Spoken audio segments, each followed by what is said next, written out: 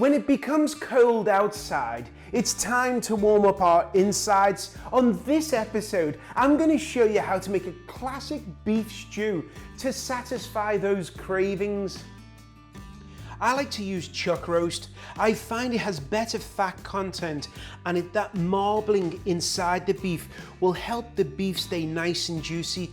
Just take some of your chuck and then just cut it into large chunks, about 1 inch to 1.5 inches. Look at that fat marbling in the beef. Now we're going to peel our vegetables, and you always want to do this over a bowl for easy cleanup. Peel your carrots and potatoes. Now when it comes to chopping these, we know they're going to cook for a long time, so we want to make sure we put these in large chunks because it's going to cook for 6 to 8 hours. If we chop them too small, they would dissolve in the gravy.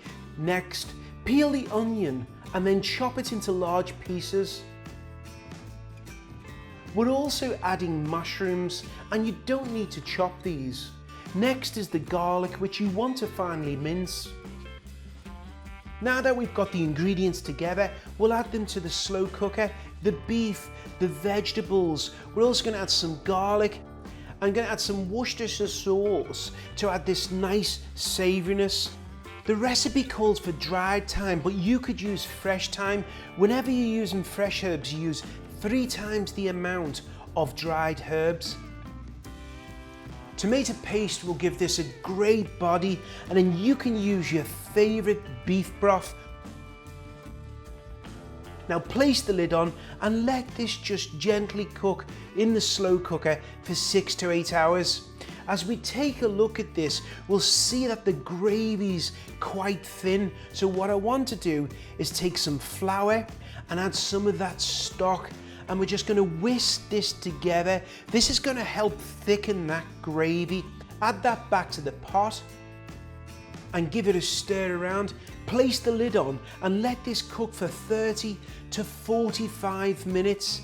After about 30 to 45 minutes, you'll notice that the flour has thickened the sauce. It will have the consistency of honey. Just look how good that looks. It coats the back of a spoon perfectly. We're going to add some frozen peas, stir this around and let it cook for about another 5 minutes. All that's left to do is to season this with some salt and pepper and then add it to a bowl. Just look how tender that meat is.